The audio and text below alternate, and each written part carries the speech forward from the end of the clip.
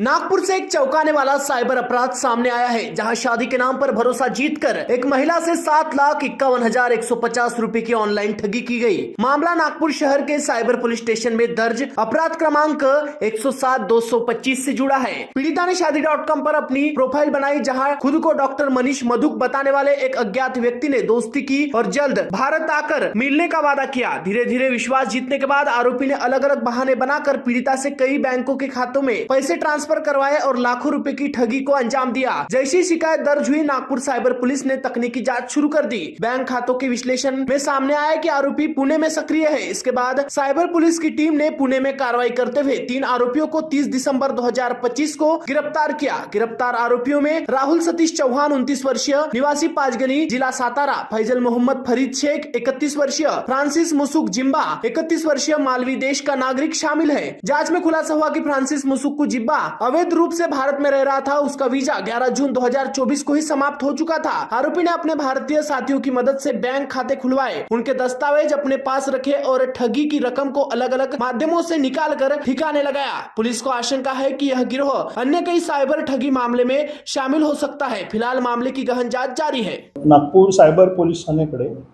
गुन्हा नंबर 107/25 हा दाखल असून सदरचा गुन्हा हा मेट्रो मनी फ्रॉड चा आहे। यामध्ये जी फसवणूक झालेली व्यक्ती आहे ती उच्च पदावर FSL येथे कामाला असून त्यांनी आपल्या लग्नासाठी मेट्रो मनी साईटवर त्यांचा बायोडेटा अपलोड केला होता।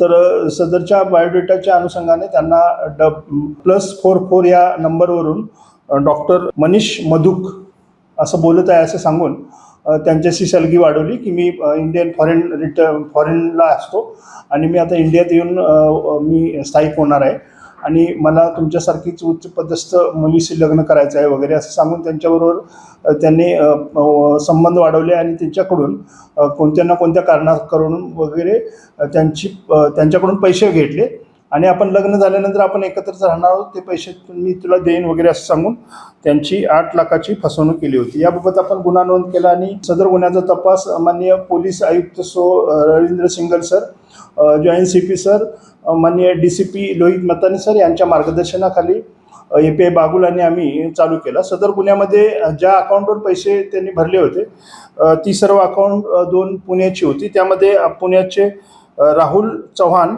मोहम्मद फहीम शेख या दोघांना आपण ताब्यात घेतलं आणि तसंच त्यांच्यासोबत एक फॉरेनर मालवी या देशाचा फ्रान्सिस झुंबा हा मिळून आला। तो पुण्यामध्ये त्याची 2024ला पासपोर्टची तसेच विजाची सुद्धा मुदत संपल्या असताना सुद्धा तो पुण्यामध्ये बेकायदेशीर वास्तव्य करत होता आणि तो बऱ्याचशा अनलिगली कामामध्ये तो सक्रिय सहभाग होता त्याचा।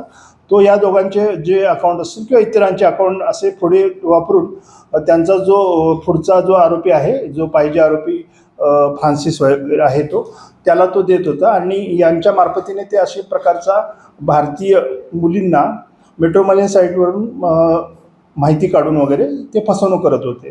त्याबाबत आपण तिघांना अरेस्ट करून माननीय पुणे येथे माननीय न्यायालयाचं ट्रान्झिट वॉरंट घेऊन आपण कोर्टात हजर केले आहे। सदर गुन्ह्यामध्ये त्यांना PCR मध्ये असून त्यांच्याकडून अधिक माहिती मिळण्याची शक्यता आहे।